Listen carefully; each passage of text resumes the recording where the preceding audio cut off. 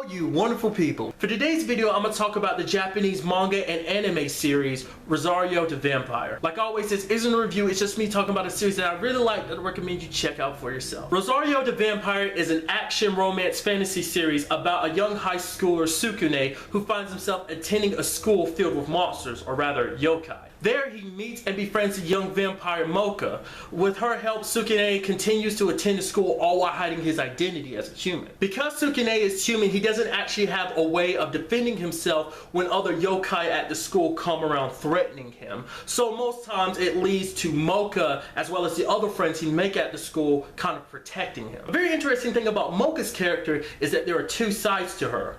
There's the side that you most of the time see known as outer Mocha, and then the other side of her which is revealed when her Rosario is removed, which is called inner Mocha. Hence why the series is called Rosario the Vampire. Also along those lines, it's very interesting that Mocha's character being like that isn't just something like, oh, we wrote it in there and it's just like that. No, it's actually explained in the series why Mocha is like that, why she has like two sides to her. And if memory serves correct, they also explain why Sukune is the only one who can remove the Rosario, which is technically true. I mean, he's the only one that can safely remove it. Anybody could technically remove it with enough force, but there are consequences to doing that. The series has quite a bit of action to it, though in the beginning it is to a much smaller scale, simply because Mocha's pretty OP, and so fights are kind of instant KOs in the beginning. But as the series progresses, the fights get longer and cooler because the enemies get tougher. So the series also has quite the funny side to it as well, though that's kind of sprinkled in here and there throughout the series. It's not always 100% a constant thing.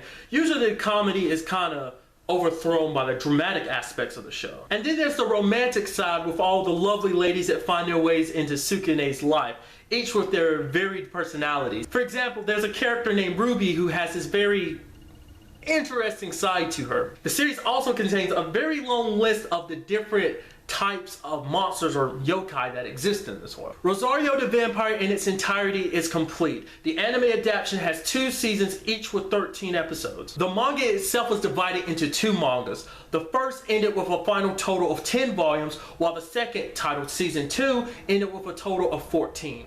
Check out both the anime and the manga, but personally I prefer the manga simply because there are certain things that happen in the manga that they happen in the anime but not to the extent they do in the manga. Specifically stuff that happens to Sukune's character, they don't go as far in the anime as they do in the manga. And obviously another reason is because the manga is the only way you're going to get the full story. The anime itself only covers certain events from the first manga. Nothing from season 2 was ever animated. Without going too deeply into spoilers, I would like to say that this series has a very nice ending to it. It starts off a little bit bittersweet, but then afterwards you're kind of like, aww. But it has one of those open endings to it. You know, those type of endings where you can obviously tell there's more story that could be told. So if Akihisa Akita, the creator of the series, decided to make a 3rd season of manga, he totally could, but he just decided not to. Which kind of bums me out because I totally want more of this series because I do love it and I love the characters, but I'll accept it having an ending at all, because some series